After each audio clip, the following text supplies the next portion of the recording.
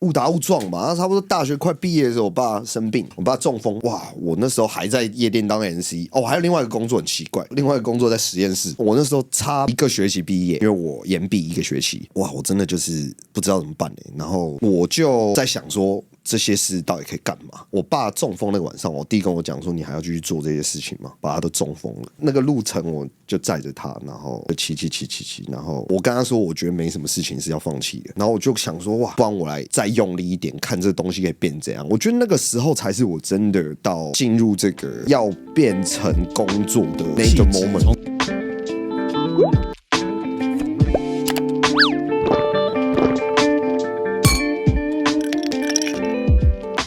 本节目由 ZOS 赞助播出 ，ZOS 软胖户不分长短1499。人生不如意十之八九，如果有事来喝杯酒。今天喝兔兔酒推出的17号谷物麦芽威士忌，那我们就干杯 Cheers！ 欢迎来到人生小酒馆。那这单元最主要分享一些有感触的人事物的故事。那我是你的人生好伙伴，我是小欧。大家好，我是 King。嗨，这里是吕世轩 Trail Fresh 新鲜鳟鱼。我觉得非常的开心，因为自从我知道有机会可以跟你聊天，聊聊你的故事的时候，其实我那一天是大叫，有到大叫，会不会太夸张了？真的是大叫，因为我还很开心说这是我人生第一次上 podcast， 妈，我在这，妈，对，妈，我在这边，This is my first time，因为我跟我老婆很喜欢你，我们已经很久没听饶舌，让我以前听饶舌是听 MC Hard， 那中间有度都比较少听这音乐，然后后来就是因为你的音乐好喜欢你的风格，从此开始关注这个圈子的艺人，这样。你开始有点变，从我开始哦，你开始有点变迷弟的感觉。从我开始哦，真的那么夸张？而且那首歌就是保持帅哥，好吧？就保持帅哥那首歌太 chill， 它是一个很有你的 style 的一首歌在。谢谢啊，谢谢啊。所以你比较喜欢那种比较 chill 的风格。我其实不太懂他们有什么样的风格的曲风，但我只是觉得说他很有把那个态度给做出来，因为不是专业，就是迷弟的那种概念。因为我还记得第一次认识吕世轩，当然之前有听过，可是我其实真正就是有专心听，其实是走到飞开始。那在跟你们这样个性其实蛮看得出来是什么人呢？对，就是我就很喜欢那种很哈扣的。对，你其实是一个偏 party 模式的人。对。然后你呢？你是一个我觉得其实心中有蛮多小剧场的人，不是忧郁的那种。我觉得你偏会去逛市集的那种人。我就不会，完全不会。我听老舍就是要输赢那一种。你就感觉就是很容易要去跟人家输赢的地方。那你是没有听他的抒情的酒吧？有，其实我后来回那个就巴拉歌啦，对，那就巴拉歌啦。但他是真的带着感情写的巴拉歌这样。可是我近期有比较转变，近期基本上我是看心情在听歌。我还记得那一天我无意间听到一个叫什么 Sorry But， 我也不知道那到底是谁唱。我想说哇，好像是网路歌手。我在 YouTube 偶然听到，其实我也不认识他。可是像我这样晚上开车的时候，我就很容易去听这种歌，就是觉得比较舒服一点。可能观众对吕世轩有些人知道他，可能不知道他。那我们想要了解一下，就是说你小时候就把这个饶舌歌手当成是你的一个志向吗？其实不是，就是可能像你12岁、11岁喜欢开始打篮球，我觉得我可能在那一段时间都在尝试不同种的事情。我到底喜欢什么？我可以做多久？因为我爸都觉得我3分钟热度，要去打篮球打一打不讲打了，踢足球踢一踢跟人家干架也不踢了，然后跑步也跑不太动，然后跳舞跳的稍微久一点，跳舞饶舌 B-box 是我开始的，然后差不多14岁左右。其实我就是选了一个兴趣而已。那年代有奇摩语音聊天室，我的饶舌的能力在上面练 freestyle 开始玩起来的。然后再大一点，就是开始你要打工，然后做一做，你发现外面的薪水太少了，刚好有人叫你去夜店，叫人家举手尖叫这种工作就有这种工作，那个是什么样的一个工作 ？Party MC 啊，到现在每一间夜店都还是会有。我还记得以前在那个 Luxy 啊，那时候顽童早期的时候，在那边的时候也是，他们其实有点像 Party MC 的那种工作。你是负责带动气氛的人，然后还有灌人家酒之类的。对啊，跟谁说生日快乐这样差不多。哇塞，这个工作听起来蛮 chill 的。其实没有，你错了。这个工作基本上就是我待的夜店都是新竹，然后新竹的夜店以前现在没有夜店。然后以前的夜店就是你稍微不好好养你的客人，你的客人就会只剩一点点。那个一点点就是，譬如说会来这些地方的人，可能兄弟比较多，就可能整间店2个包厢兄弟没了。对，然后如果又有其他客人来，那个时候他看到又会更不敢来。所以其实这个气氛一直直都没有养好。就是在我上班的时候，我是有碰过那种砸店啊，头被打爆啦。我觉得不一样的事情会在那个地方上，也有那种兄弟要跟你点歌，我就要跟 DJ 讲，然后 DJ 说等一下，我就说好等一下，然后那个回去这样拍桌什么等一下，然后哇2个包厢小丽全部在你前马上放，马上放，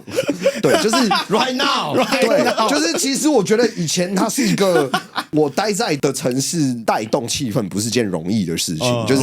有时候今天没有人，我跟我 DJ 讲嘛，就说等一下放生日快乐歌。然后就直接说吧台随便指一个人说他今天生日，然后你想办法把那个气氛弄起来，然后再对之类的。King 呢，你以前有去这一种的 party 的这一种的？没有啊，以前基本上就叫舞厅啊，其实就是舞厅啊，就我待的就是夜店就是舞厅啊，对吧？以前固定就是礼拜三就中泰宾馆啊，还有 Kiss 啊 Twins， 你们多大啊？Kiss 跟 Twins 都是我们那个时候的对啊，音那时候乐。熟女之夜被当盘子削啊，然后后来再大一点就开始跑摇头店啊。早期其实是在南京哇，东路。你们好老哦！我们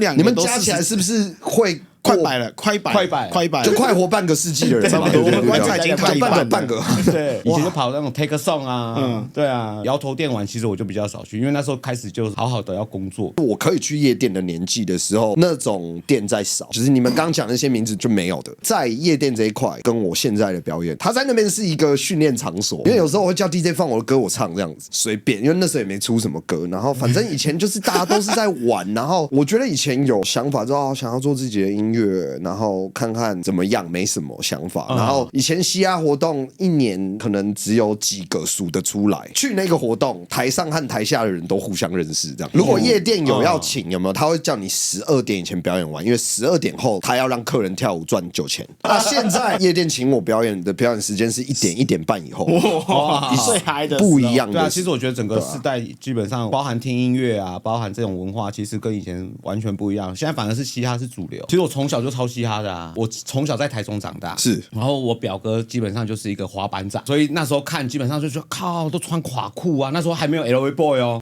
是那更早哎，对，更早，他就穿那更早垮裤啊，然后滑板啊，然后就是 Nike 球鞋，然后就觉得干好帅哦，然后你知道这种家庭教育就是这样子嘛，你看前面那个，你觉得好像他这种穿这样很正常，那你就开始觉得干我是不是应该也要这样穿？比如说以前听歌，然后他就跟你讲说啊，不要听那种歌，来听哥哥听的这种歌，然后所以我从小就之前有讲过嘛，什么 MC Hammer 啊、US3 啊，你哥哥很棒，很秋，他真的很秋欸，我觉得可以想象说，在那个年代，你可以这样穿，虽然只是简单的衣服了，在那年代是趴的。我还记得那时候最常被问到，就是因为我妈都会带我去百货公司买东西，很多人会问说，哎，你儿子是 ABC 嘛？就是你穿着很明显跟台湾人不一样，因为哦真的那个年代，你们都在比我大一些，我们穿的就只是素 T 还是干嘛？你看起来就是个 hip hop gang， 然后你在路上看到有人穿球衣或这些东西，你就知道说他应该也是做什么的，对，就跟这些有关的人，跟 ABC 不一样的东西，就知道哦自己人啊，对对对，是那种感觉啊。我以前记得我第一次去台北西门町参加那时候有个活动叫 Dubis 文化季，一个服饰店去举办嘻哈的文化季，它会有各种比赛就对了。然后那时候要去比，然后第一次来西门町，哇，不知道怎么走，我就跟着嘻哈仔走就对了。然后那个后来跟一跟，哎，就认识了，就变好朋友。那个人是剃刀，现在叫剃刀，是著名的超级制作人嘛。对对对对对。原则上，我们大概小时候接触的东西，我超会做街头涂鸦的，我会用画的。哦，他是麦克笔画的啦。哦，我是用麦克笔画的。你可以讲出的东西是好多，我听起来是我知道有那个东西，但我不知道你就开始有了。以前根本没有人在意这些事情的，就是你有可能穿垮裤，大家看着就说你好怪哦，对，你都要穿怪很低啊，裤那么大件，因为台湾以前没有进这些东西，对，你可能买2条军用腰带，然后把它接在一起嘛，那个腰带头他妈可能在这边晃啊晃，大家都觉得我知道长腰带啊，对，长腰带啊，可是那时候基本上没有人在穿这种东西的，所以你很容易被当异类。你现在看那个 YouTube 有个叫看林老师，哦，那个是，你知道他以前是台中地下饶舌街头那个地下乐团，他去年还前年，对啊，他去年 Dr. T 啊，对啊 Dr. T 啊，他以前是主唱呢，我靠，这么酷！就基本上那个团就是写警察干你娘，最早出名的歌就是这样子，然后他们真的整群人都是很凶的，对啊，他们后来其中一员现在是跟911他们合开混血儿公司，你以为他在美国当老师啊？对啊，然后他是在就是那个 Daddy 就去美国教书了，然后他会拍一些当地的风俗民情，然后有时候会回来台湾也会拍台湾的东西。音乐季他有特别来表演，哇，上去整个台中疯掉嘛。我们那个年代都是这样，然后后来我就这样误打误撞嘛，然后差不多大学快毕业的时候，我爸生病，我爸中风，哇，我那时候还在夜店当 MC， 哦，还有另外一个工作很奇怪，另外一个工作在实验室，这个 title 超长，我在中央研究院物理研究所，在新竹的国家同步辐射研究中心里面的实验室里面当实验助理，做一些工读生做的事，就是有时候是他们会交代你一个配比的东西，我们叫合成，平常可能白天是他的学生来做这些实验，剩下的时间还是要用掉。我的工作就是去善用那些时间做相对枯燥的工作，帮他们点一些药品。我那时候要点酸类的物质啊，点清楚现在还有多少，然后靠这个和夜店当 Party MC 来让我有钱用，然后可以买东西做音乐嘛。结果我爸倒了，我那时候差一个学期毕业，因为我延毕一个学期，哇，我真的就是不知道怎么办欸。然后我就在想说，这些事到底可以干嘛？我爸中风那个晚上，我弟跟我讲说：“你还要继续做这些事情吗？”爸都中风了，那个路程我就载着他，然后骑，然后我跟他说，我觉得没什么事情是要放弃的。我也不知道我干嘛讲这个，不过我就没有想那么多。你喜欢打篮球，会不会叫你不要打篮球？你知道吗？那我就觉得我没有要干嘛。可是那个时候真的是我读大传嘛，我原本想要会拍片，就是想要拍自己的 MV 而已。然后我也做音乐，然后我就想说，哇，不然我来再用力一点，看这东西可以变怎样。我觉得那个时候才是我真的到我进入这个要变成工作的那个 moment， 是从那个时候玩票性质，正式好好面对它，让它变成是你的工作。就是那个有点像说，哇，我现在也不能去做正常工作，因为我要跟我妈轮流去医院啊，或是我其实就是去医院，你有点像背在那边，不知道会出什么事情，你是激动的，然后我就不知道我敢不敢去做其他工作，因为我弟和我妹都还在读书，相对不能像我那么激动，我其实就是没读书的，我家里最混的那个，然后我是老大，那时候就想说，哇，我要怎么才可以变厉害？因为以前就是有感觉写歌，没感觉不写歌，随便 freestyle， 觉得自己很厉害那种。后来觉得哇，认真，那怎么样可以认真？我还只有同时练习画一个 iPhone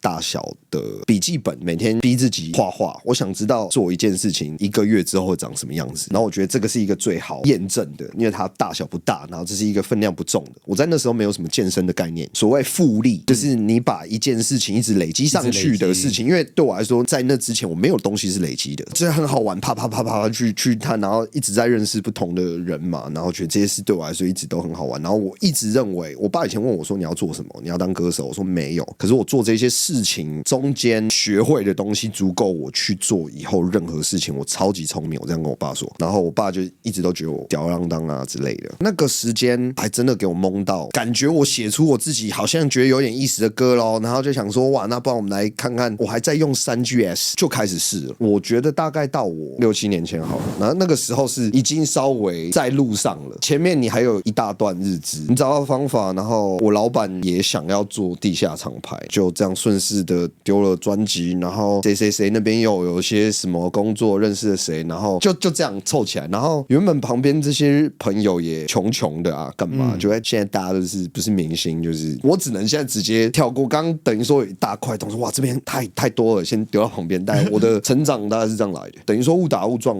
就到现在这样子。其实我觉得应该也是一个机缘，因为其实我还蛮开心看到现在嘻哈被扶正了，因为你从小觉得好像一直处于边缘人的那种状态之类的。前大概10年吧，那时候突然又 Ice Baby 拿出来炒作，当民音用啊，可是其实 Ice Baby 很早以前就有这首歌，瓦尼拉艾斯唱的。是的，如果你们是40岁的话，那真的就应该有看到发行的时间，你们是有意识的。可是那时候台北人根本没有人知道他是谁啊，真的没有，因为也没有人去听这一些东西，就因为你听的东西其实一直算小众，然后开始又往更小众去，所以我那时候开始听 Metal， 然后我什么时候又回到嘻哈，就是突然有一个团体把 Metal 跟饶舌又夾在一起，你说 Linkin Park 还在后面哦，Limp Bizkit 先出来，我就想哇靠，这2个东西可以他妈弄在一起干超屌。那时候 New Metal， 然后那时候才又开始觉得干不行，我要再找回我嘻哈魂，因为我就是那一种就是比如说我喜欢这件事情，我就会想把自己融入那个状态。所以比如说我小时候可能就是滑裤啊，然后我一定只穿白 T 恤。后来听 Metal 的时候，我就开始打环啊，鼻环啊、唇环什么全部都来啊，然然后是穿衣服都穿黑色的然后一直到 Limp Bizkit 开始，我会觉得还是走回以前那种风格，自己好像比较舒服一点。我其实蛮开心看到现在，比如说从年轻这一辈，好像大家把嘻哈当成一个主流在做，因为我觉得嘻哈其实在讲的是一个态度的问题，跟一个生活形态的东西，就是地区文化了。中间有一大段跳掉，对，就是说对很多观众来说，可能不认识的人来说，他可能对你的过去的音乐比较不熟悉。你那个时候的第一首歌是什么歌呢？其实蛮有趣的，就是那时候想说要怎么起来，但是其实我在懂饶舌、听饶舌的人里面是有一点点小名气的，但是那个时候也不是一个多大的市场，大家知道你。然后我觉得其实你只要有丢不错的东西，大家都会互相转发，就算没转发也知道说哦这家伙很厉害这样。那时候我就在想说，我们有什么可以做成像大家会狂分享的东西，可以让它病毒的东西。然后就想说，我算是那个时代的短影音的先开始先驱，因为我们就做了专辑，直接丢出去，我觉得其实会丢到水里。有没有办法再吸到多一点关注，然后让我们发了专辑之后还可以办专场，然后怎么样之类的？因为那第一张专辑，我团叫 Smash Rex，然后那时候是2014年左右，那时候就像我们会互相鼓励写歌和互相练习这样。我就想说，好，那我们来做个短的，大家听觉也不会想要听到副歌干嘛，反正就短到让大家觉得，还想再听一次刚刚到底唱了什么，就会重复播，你就可以刷你的流量。那个系列叫16 Bars， 那时候很流行 Hashtag， 只要什么名字前面有摆一个 Hashtag， 它看起来就好像有一回事哦。很秋，我想说，那就 Hashtag 16 Bars， 试着把我乱写的东西就直接丢出去，录完就丢出去，丢到第3个，哇，有一点声音，然后丢到不知道第几个，然后到三宝饭，啪，就是新闻都转来干嘛，然后就流量有换到东西回来了，然后就想说好，那专辑要丢，然后再干嘛，这样就是一步一步这样。第一张专辑我们做的太自己，而且太主观，太想要特别，也不会特别有什么，但是在我的圈子里面，那是2015年的年底，那个时候这样子的音乐配饶舌 ，Smash Rex 一开始想做一点电子的跟饶舌的合体，但那个东西我自己觉得第一张实验性蛮高的，那时代在台湾也没听到这样的东西，就觉得我们应该觉得酷，但他不会有什么反应。我们团3个人也算是不管说个性和时间，我觉得总得拆开来，所以我们出完一张专辑，直接想说1年内我们3个人都要个人发一张专辑，因为台湾没有人做这件事，就算以后没有人会比较这件事，但我觉得台湾我们当第一个团可以在1年之内把3张专辑发掉，应该超秋的当目标，然后才发了第一张你们听到的98，然后孬种走了，超人回来这些歌，然后这张专辑帮我拿到金鹰奖，因为我入围5项，莫名其妙入围5项，就觉得哇好酷哦。那我们要不要想办法在那之前，我把歌再写掉一首，然后金鹰奖完直接啪发出去，看可不可以再蹭一波流量上去这样。那首歌叫《保持帅哥》。哇，就那时候已经觉得生活也找到一个形状，你有把这些事情稍微变现了嘛？那个时候就是我觉得我来台北开始不适应的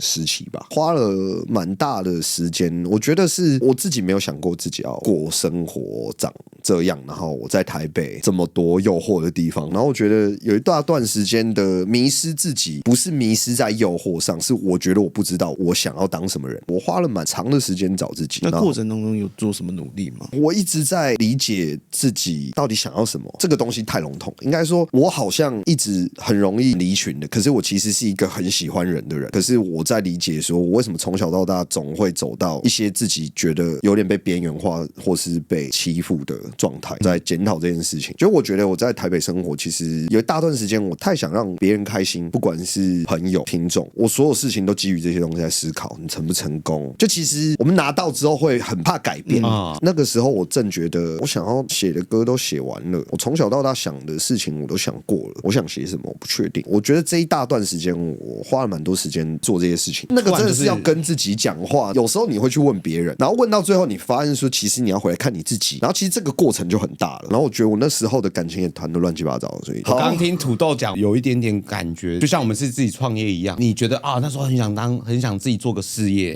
然后当你把东西建立起来的时候，你会突然觉得我是不是成功了？相对的你很怕它会不会就又毁于一旦，会不会它只是一场梦了？就是你上去摸到点就掉下来了，然后你就会开始做很多事情，我怎么让它不散掉？对啊，到后期其实你会觉得那这些东西难道是我要的吗？比如说你为了维护这些，你可能需要说些什么么话，你可能去做一些平常不喜欢做的事情。反正你得说，我自己觉得就是归类为，就那不是自然反应，就不是那不是你的自己啊直觉想做的事情呢。我觉得更多时候就是不想太多，不对。想太多不对，那都不对。那个东西很妙，就是与其说迷失，我觉得我花了很多时间学会什么叫做我现在不觉得我缺什么。为什么要学会？因为你真的本来就不缺什么。我饿怕了，我怕我饿回去，或是我被讨厌惯了，我怕我又被人家讨厌。其实我们总在这些事情上，我觉得来回折返跑。其实你会活得很不自在的，就好像今天做什么东西都不是以自己为出发点。其实我前几天有听到有一段话，其实我觉得蛮有趣，是我从来没有这样思考过。40岁之前他在做的事情，基本上都是否别人在做，可是他是透过别人去满足自己想要的东西来的。大家其实多少都会有一点遇到像这样子的问题，可是我相信你应该现在过了那一关。以前我很想要让别人喜欢我，花了很多力气，然后我成功过很多次，然后后来呢，我发现那个最好的状态是你不小心多讨好了一些什么，还有你自己努力来的。可是当你现在没有想要做什么事，然后大家阶段也不一样的时候，你会发现其实你有一些不好的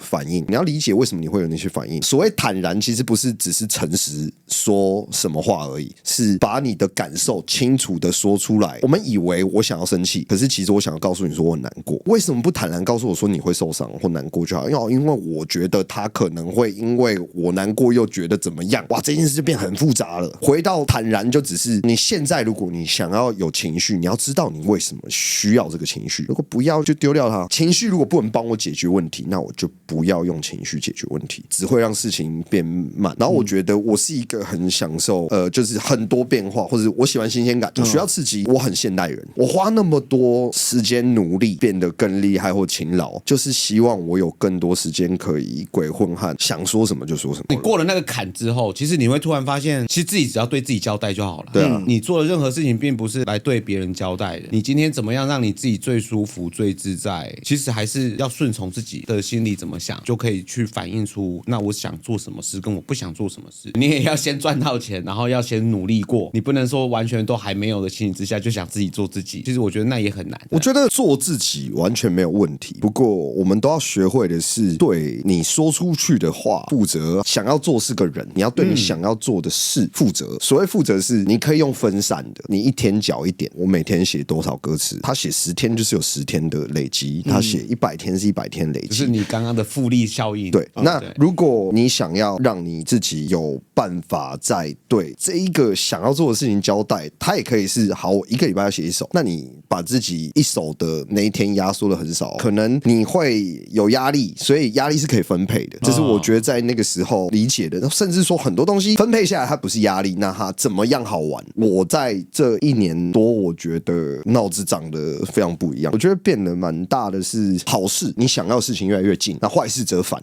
就是离它越来越远。那如果我是一个愿意绕远路的人，那我没有好和坏，我只需要确定我自己有事情，更确定的是说我要有目标，那我就没有好和坏，因为我看得很清楚我要什么。因为我觉得我已经能够理解我自己的善良标准，我要尽量去对每一个在过程里面的人友好和善良，有站在他的立场去想。这些东西都学会的时候，我觉得你可以做自己没有问题，你不用别人帮你擦任何生活上的屁股，你可以做自己没有问题。然后也最好你要做自己，不然你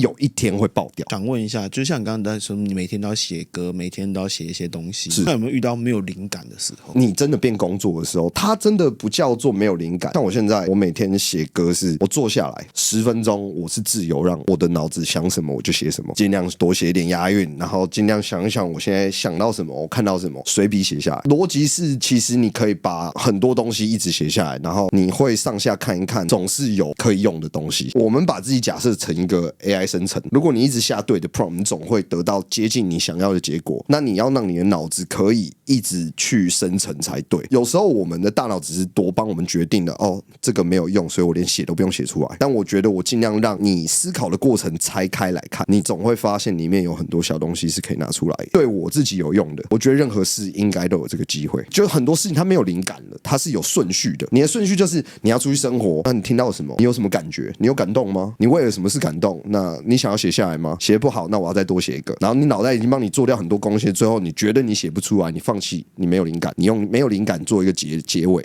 可是其实你放在那边，你一直做，一定会有东西。你的思考想长怎么样，我觉得它也是练习来的啦。总之，它是练习来的。所以可以理解成你是在一个没有压力、没有局限的情况下，放飞自己去写很多自己想要做的东西。然后有时候我其实不知道我在脑子里在想什么，所以其实很有趣的是，我写下来才知道。有时候写完说，原来这是我想的东西，可是可能刚好真的赛道写出来的。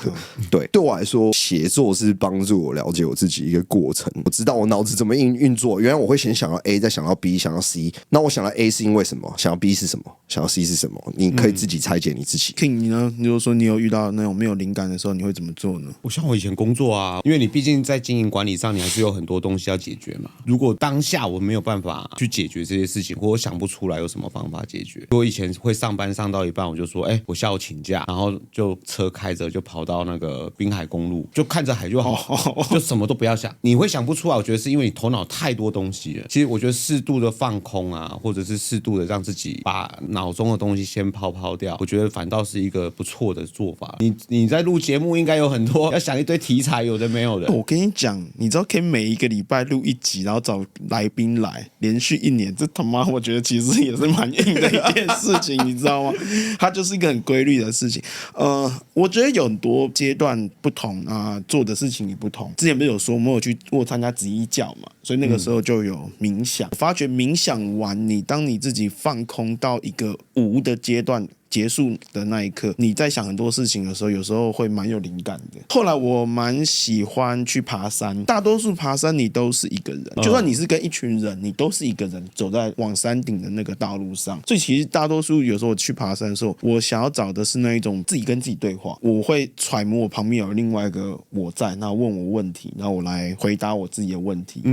所以有时候灵感就是会这样子给激荡出来，或者近几年比较像是在做梦。我觉得有时候我在想什么事情的时候想不通，我就会逼我自己去睡觉。有时候不晓得，就是做梦的过程当中，好像有人会给我那个答案，早上醒来的时候就会得到了那个结果。我觉得应该说可以是每一个人的习惯不一样，有一些人是喜欢哼唱了大概自己需要唱的东西像什么，那他还写了可以放进去的东西，然后刚好符合这个东西。对我来说，满足我的饶舌音乐是他很清楚他在讲什么话，然后他讲的话对我来说除了好听以外，他还有一个他讲的这段话我值得想一想，我要么我要学他这么想，或是要么我想学他这么讲，就是我觉得那个是影响我想要做的音乐的那个样子。所以我觉得我的想要讲什么的意思会大于唱起来怎么样。我的生活即工作，工作即生活，我需要做的事情是我的工作和生活应该都要很快乐才对。我说真的，我比大家都爽多了，这我长大才知道，我只要做我开心的事情我就可以吃饭，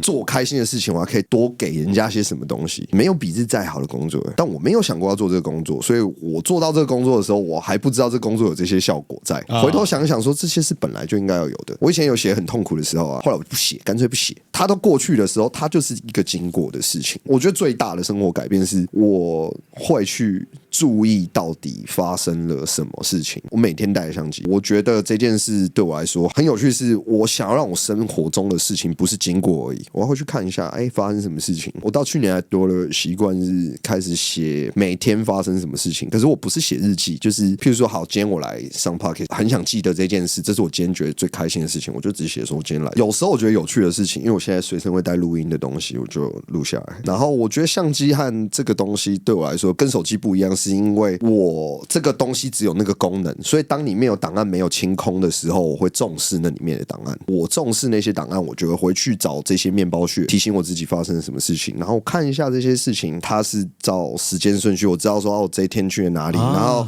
我想要知道这个点，我走进去看一下，原来这一天是几月几号，然后我可以对回去看其他相关的记录。那这些东西你会帮你想起来一些事情，因为有时候一定有过第一次感觉到说，哇，这件事过了这么久了，或是另外一种感觉叫做，有吗？有发生这件事，而且跟喝醉没关系，但是你被提醒之后，哇，所有东西啪有这个东西。我觉得这些事如果我可以全都记，我觉得把感受记得很重要，所以我想记得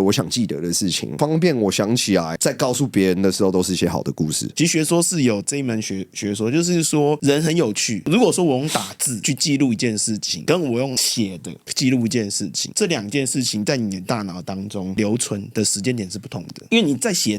的时候，你会边写边想，因为你会发觉要擦那个橡皮擦很麻烦，所以你会边写边想，边写边想。用想的，其实你就会记在你的脑袋当中。我自己以前在想事情的时候，其实我喜欢用写的，因为我觉得电脑打很冷冰冰，你没有那种图片的感受。哇，你是梅啊、你是梅啊！你的笔记本上面是不是还有贴很多小贴纸？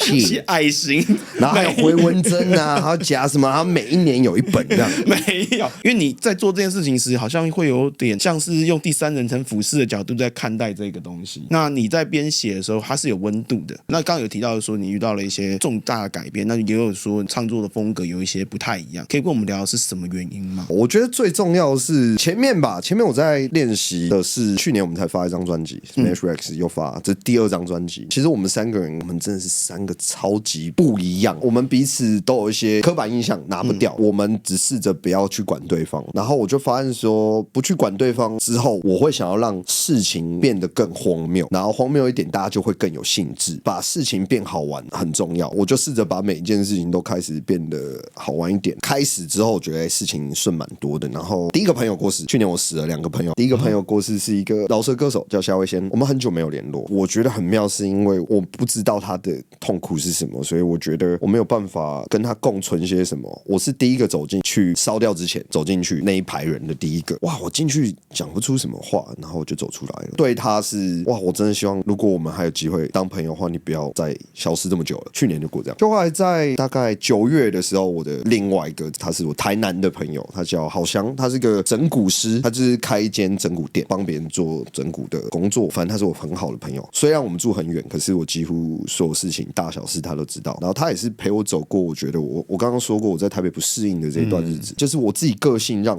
我自己的朋友变得比较不知道怎么跟我相处。我觉得他是陪我走过来一个很重要的人，他一倒下去，哇，我的世界真的是超级。我把我去年学会的东西全部用上，这是怎么说呢？他不是马上走的，要大家叫醒他。大家都传了，直接录了一段话。我在很短的时间内写完歌，先把我自己的版本丢到网络上。我真的不知道有什么科学的方法，可是就是我觉得用一些不科学的方法，那帮忙祈福一下这种事情呢，我都就只有这样想。我在很短的时间做完这个东西，然后还要把所有人的声音连着那个音乐做成一个1小时多的叫醒他的录音档。哇，那录音档很精彩，那录音档里面有很多艺人的声音，然后还有很多朋友，那是一份很多情绪，大家的情绪，然后一个人一辈子大概做的好事，我在很短的时间做了，然后就放在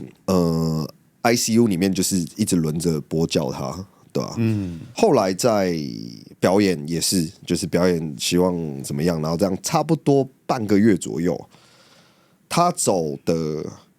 前一天，我刚好高雄的表演结束，然后我就请我团员史进开车载我去台南的医院，然后我在那边带着我刚拿到录音的东西叫 TP7， 我拿着那个录了一整个晚上6-7个小时，也没特别想什么，就是跟他聊天。后来其他朋友来 ICU， 我只走进去，他刚倒下来的时候我走进去过一次，看起来像正常的只睡着的样子，然后再也我就没有再走进去，我也再不看他，想说等他醒来我再看。录完那一天，然后觉得好像在台南跟他玩了一天，一个晚上，隔天突然就走，还没回到台北就走，所以又冲回去医院。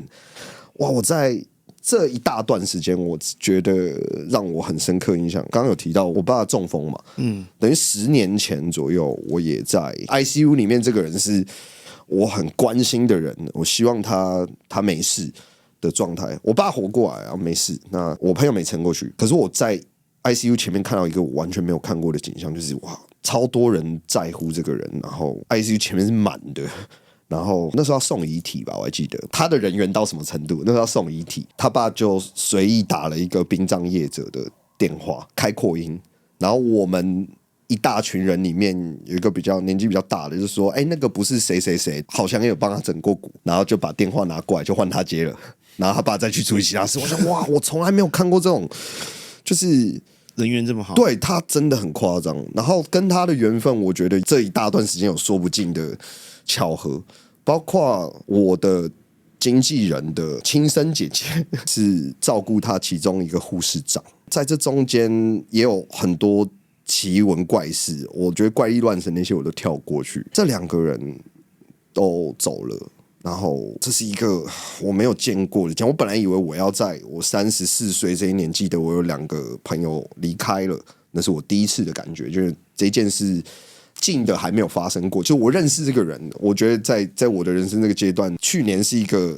哇，原来有这种事情这样。我本来以为我只是要记得我有2个朋友死掉，结果开始我发生一些我没有办法解释的，因为我刚刚有提到我记录了很多东西，你就真的像侦探一样回去开始看，你知道？然后我会写日记，但我的日记是以事件记的，所以同一天可能会有好几条，但也有可能只有1条。我记得我大概从7月左右到9月的时候，怕到年底这一大段是我要记起来的东西，是我想要记下来的东西量很大。大了很不一样，然后我觉得那一大段时间，因为我觉得我很在乎这个人，我拼命翻他跟他有关的任何事情，包括我朋友的纪录片是他之前的徒弟拍的，真的是跟他有关的任何东西，你会一直检视。然后譬如说我做的叫他醒来的音档也一直听。我刚刚有说把事情拉开来看，我觉得在这个过程中，每次拉开都有一些惊喜。去年发生的一些东西，让我对待人生就是可能我不想赶时间，我觉得现在时代太赶了。我不追什么，不缺什么。来这里之前，我也是从台南回来，也顺便去看看他的店啊 ，blah blah blah 这样。他的告别式结束了之后，我要拍摄我的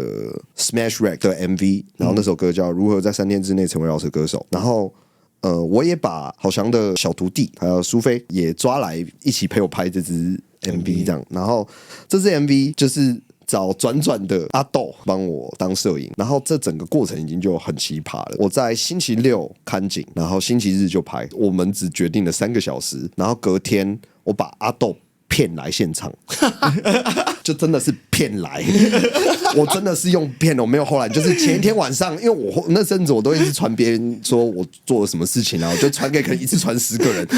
他就刚回我，他听到我的某一首歌的 demo， 他就说哇，我烧刚退，现在你让我又烧起来了，我就说哇，我最近要干嘛，我明天要拍 MV， 你要不要过来？他说哦好啊，我明天去探班，然后我们那天当天都 say 完了，然后就打电话给阿豆说你要来了吗？我们等你来拍。他说哈什么？我说没有，就等你拍。好，多久？他说1个小时。好，拜拜。然后来他就真的就是他什么东西这样子，真的是不知道。然后我们2个小时把它拍完了。上次萨也是这样说，萨说他为什么成为导演的故事，就是因为他原本去当临演，结果因为摄影师不突然对，就有状况嘛，有状况。然后呢，他就突然你就跟他指他说，你不是好像会拍一些东西？有我看到你们那个剪的短 clip， 对我知道，我看到。导演没有那么夸张啊，其实他本来就有在做那些事情的，只是他们都会说我公司是你让我开起来的，我们是你就所以我是转的祖师爷，是这个说法到现在都在，没有错。对。然后我为什么刚刚也会说，就是我觉得把一些事情变有趣比较好玩，因为我中间有太多不开心的日子，就是我少做的这些事情。其实我最早以前就在做这些事情呢。我觉得我朋友走让我发现一件事，就是很多事情你本来就有，然后你因为你都不看那些地方，简单的事是给人搞复杂的，这些东西是真的就本来就在你身边，你注意到之后，你才会发现哇，原来生活中一直都有很多好事。我就把它拍完了 MV， 然后拍完的当天，好像很疼苏菲，帮他拍纪录片的这个小徒弟，他常跟苏菲讲的话就是：苏菲，你不要瘦了，你瘦了我会伤心啊，这样就是你要吃饭啊。他就是常这样子，我会叫我朋友好翔或叫他好翔，所以这个好我都乱打没差，或者我乱叫。然后那天苏菲就是在我们拍完我们要收下去了，大喊一声好饿哦。我的气话，他听到这句话的时候，拍那支 MV 的第一扇门关上去，他面对门的背后，后面贴着豪翔烧肉快餐，反正就是一间烧腊店，在南港。我说哇谢，然后我隔天就去吃这间烧腊店。然后我吃完，我还走出来前，我还跟我们家店员好了，我不确定他店员还是老板，然后我就跟他说哦，因为我朋友名字是这间店。总之我就这样稍微跟他讲了这个故事，然后就互道一声平安，我们就走出去了。走出去，我的经纪人传讯息说，哇，你有一个国际艺人，他叫 Baby No Money， 他来台湾，你们要当他嘉宾。哇！我就想说，哇，怎么会这么酷？因为阿豆被我骗来拍 MV 的这首歌，我们讲音乐的逻辑启发是Baby No Money 的歌，刚好是某一条，而且不是什么他很红很主打的歌这样子。然后我想说，哇，这太酷了吧！就是怎么会有这种巧合？感觉，因为我有跟好像讲过，我想，哇，这是不是什么很妙的事情？冥冥之中，对，很冥冥之中。然后隔2天，这海报就直接出来，就直接公布了。我想，哇！平常你知道敲表演这是不正常的顺序，对，我们先不要我们跳过这个，就是不会这么快。然后隔个礼拜又是金鹰奖，因为这一阵子还发生很多细小的事情，我细小事不复述，然后我就继续讲这件事。然后隔几天金鹰奖，好像最好的朋友是小人是个饶舌歌手，然后他这次有入围，然后我的公司的师弟叫 Brad。他也有入围，我去年是金曲奖评审，然后其实我觉得他们2个都不太有机会得奖，因为对手都太厉害了。我的感觉，这是我主观以我当过金曲评审的主观想法去想的。但是小人在去年其实我知道他状况不是很好，我们就想说，我们台南的这些朋友就几个约说好，我们上来帮他加油。打气，然后刚好苏菲给我一件好香的衣服，然后我想说哇，那天要去批给小人这样子。金鹰奖也在北流，我那天又带着我台南朋友去北流的茶泡饭店吃饭，我们吃一吃，然后还是跟这些人讲这些事情，哇，里面就是真的在惊叹这样。我就想说走出去透个气啊，我就看到右边双载摩托车，回头在看我想说应该我太帅了，我就转另外一边，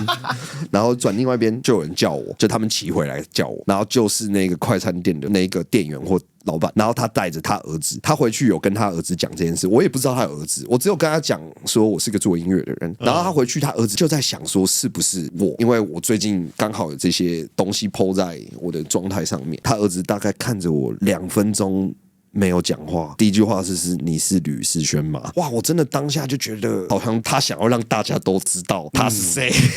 我真这么觉得。我想说哇，真的什么都你弄得好，那就这样。然后晚上小人和 Brad 得奖，当然这些东西你要说多玄妙，我觉得也没有多玄妙，它就是一些巧合，真的让我发觉一件重点，就是生活中应该本来这些巧合都存在的，可是你现在只想要看不开心的地方，你只看得到不开心的地方。来，你的朋友离开了，你一直难过，我朋友走了，我会很想他，很想他是可以留下来的，但我觉得难过还好，原因是因为他留了超多东西给我，我会觉得我的每一份机缘，每一份好运都是从他这边来的，甚至会有这个想法。可是再回头想想，又有趣是这些事是本来我也就值得拥有的，你本来就有这些东西，你想怎么看你的世界是你自己决定，这是我觉得这一大段事情给我最大的启示是这样。我已经讲了这个故事，讲了很多次，事情发生，然后他一直会有 update。我觉得我周遭的朋友已经被我更新到，就是不想回我了。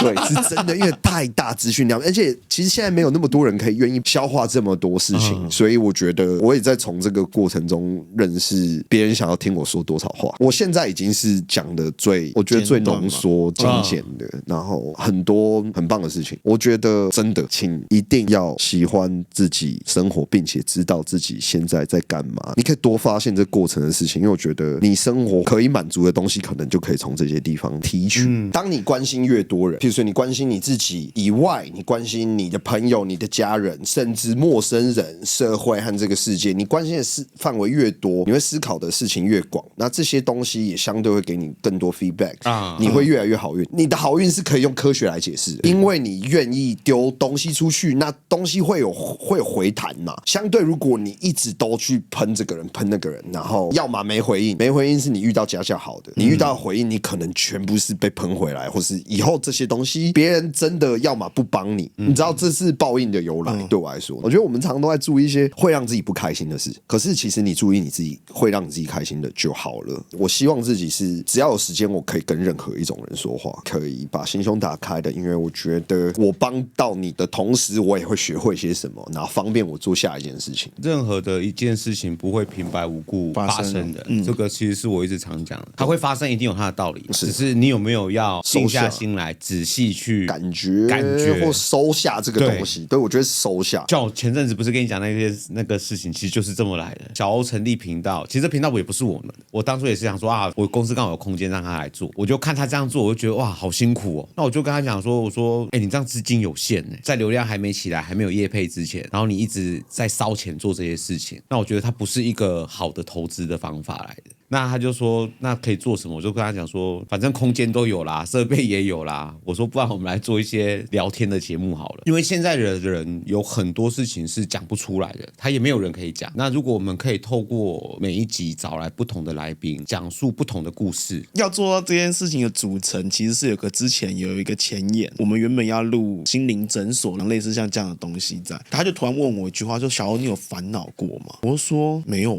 他说：“怎么可能？这辈子没有烦恼过？”我说我这辈子还真的没有什么烦恼过，就我觉得我人生很顺遂。我现在43岁嘛，今年44岁，活到现在我真的还没有遇到烦恼。就像刚刚讲的，就是我还蛮珍惜我拥有的一切。然后我还有另外一个特质是，我蛮会 call for help， 我会利用我身边的资源，我会把我的问题、把我的需求跟我身边的朋友讲，请他帮我这个忙。当然，我也是很真心的对待他们，他们需要协助时，我也会很主动的去协助他们。就是我只要遇到什么困难的事情的时候，就自然会有一个莫名其妙的声音，或者有人跟我说：“要不然你就试试看这样。”所以我就跟他讲说，我真的没有这个烦恼。他说：“啊，你这样不行啊。”他说：“你在录这个频道如果说没有那种烦恼的人，你这样根本没办法去那个。”太理性了，太理性了，你完全没办法去理解，就是对方为什么会这样做这件事情。然后重点他就说了一句话，他就说：“那这样好了。”我陪你一起录，我们就一路录到现在13、14集了。对，那 King 你觉得录到现在13、14集，你有什么感触吗？其实我那天才跟我一个 partner 在聊，我本身是做头发的，是，所以我也是在开发廊。那他就说：“你怎么最近在做的事情好像都不是在跟头发有太相关的东西？”我说：“其实我不觉得他是在做频道，而是做了这10几集，其实我觉得每一次找来的来宾不同，听述着大家不同的故事，其实某个程度其实是我们自己在学习的。我们借由不同的人事物，其实反思，不管是自省也好，或者是有一些东西其实你也没听过，更去启发我们对这个世界的认知，或者是能去更知道，其实大家面临的问题可能会来自于各种不同的层面。那其实我觉得最后应该是成长的，其实是我们自己。我有跟他讲过，因为我是一个很理性的一个人，我录到目前为止稍微有一点点的感性存在，我可以用理解的方式去理解对方在这个情况下他需要什么。像刚刚讲的，其实我们这10几集里面聊了蛮多，真的是各式各样的故事。从这个过程当中听到别人给我们的反馈，或听到他的故事时，我才会理解到说，其实你已经很幸福了，我已经很幸福了。这个是。其实这蛮北蓝，这个就是幸福是比较出来的，就像痛苦一样。对我来说，痛苦是想象出来的，幸福是比较，是因为我觉得我比你好一点，我其实我应该还过得不错吧。我现在的想法比较是，我真的想要什么，我要有什么和什么之后就够了，然后我只要有这2个东西，剩下都是多的。我觉得其实蛮容易觉得够了，你可以吃饭，然后你旁边没有人在生你气，你没欠任何人钱，差不多了，可以了，其实很开心。我只是觉得我自己变得现在可以相对再简单一点，但我也在认识我自己说，因为我觉得现在像我一个新的状态，我自己觉得我跟以前都长得不一样了。那个差别是现在不太会生气，也不太会真的有事情卡着走不了的感觉。我觉得什么事都做得到，我也有很清楚正在做的事情，我也觉得这样很好。去年是一个在我周遭都充满变化的一年，可能刚好我身边人就当做他们心智年龄都跟我一样好了，大家都去年这个时间点开始看自己想要什么。我不知道这是时代进步的后果，还是就像你们为什么会开这个频道，对我来说都像是一个现象。开始找一些很疗愈的东西了，因为世界上出现了太多你不需要的资讯。是对。当我从站在 Seven 的冰箱站到这 Seven 是100家的冰箱加起来，我要选什么东西，我要喝哪一罐饮料的时候，我干脆转身自己回去做好了的感觉吧。他的状态现在就是知足常乐。我觉得人大部分的不快乐是因为来自于自己的不满足，想要的太多，能力又太小。其实这个很有趣，我讲给你听哦。你要知道你想要的太多，那你要怎么简化它？就是你想要什么，然后你想要钱，那钱要拿来买什么？买我想要的东西，那你想要什么？其实这你不知道个想要你想要什么，你不知道，你就所以你一直在追你不知道的东西，对很笨呢。他们的想要其实是来自于外界，就反正有钱就好了嘛。然后我赚到第一个我觉得有钱的状态，发现说这个不是真的有钱，上面那个才是，我要再去那里，就比较不完了。就像我以前买玩具这样子啊，我以前买玩具就是我好想要，我好想要，就拿到就也还好。那下一个想要的是什么？其实你最后的回归就是因为你看到社团大家都在 po 到最后，你觉得好像我很想要这件事情。你这就跟买那个 Steam 一样 ，Steam 有一个最出名的游戏叫做 Steam 买游戏，这个游戏我有这么悲啊？我不知道，因为我没有在玩 Steam。Steam 的那个游戏乐趣就是你在 Steam 上面买游戏这一件事情叫做乐趣，就他们非常 enjoy。比如说什么冬季出来了，什么什么东西打1折，什么什么东西打3折，哇，在上面买游戏，然后买了2-3千块。我跟你讲，通常那些买的人完全没有在玩，他只在享受那个买游戏的那个过程。没错，就跟我最近在改老车一样，其实根本就不是多喜欢那台老车，对那台老车有没有情怀？有。可是买老车的乐趣其实是你在找老车零件的过程，因为你找不到，所以你要每天就是看社团啊，每天上 eBay 啊，每天在 Google 上找寻这些东西。其实听起来，我觉得你的需求是你想解决问题，你找问题来解决而已。没错，对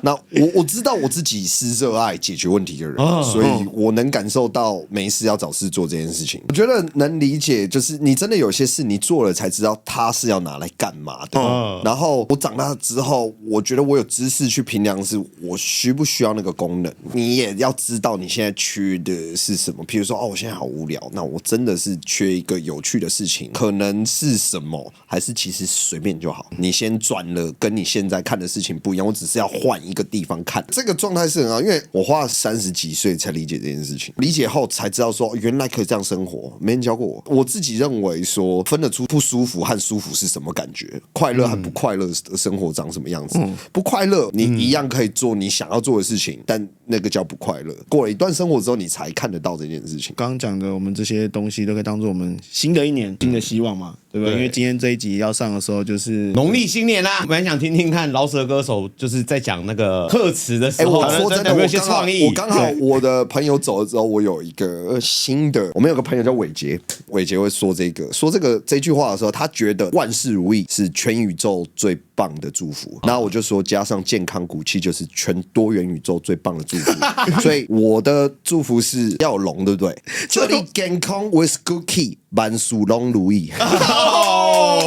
那 King 呢？你也对我们观众有什么祝贺的祝贺词呢？龙腾四海，大家都像龙家居。那我就只好说祝你龙年行大运了。今天我们从土豆的小时候的经历，然后录到他长大之后，然后踏入饶舌这个圈子，一路聊到他最近的遭遇到一些事情，然后有些人生的新的体悟。那如果说你对于这一集听完之后有任何的想法，欢迎留言让我知道。那当然，因为我们现在人生小酒馆，我们也很缺来宾，所以如果说你身边有适合的伙伴，可以来上这个频道后来帮我们介绍一下。他也不一定要多么的有什么有名，或者是有什么样的感触在，他只要对人生有一段体悟，他愿意来分享就够了。花了 fuck life， 看有没有对人生抉择是勇气啊！那我们就明年见，拜拜，拜拜，新年快乐，拜拜。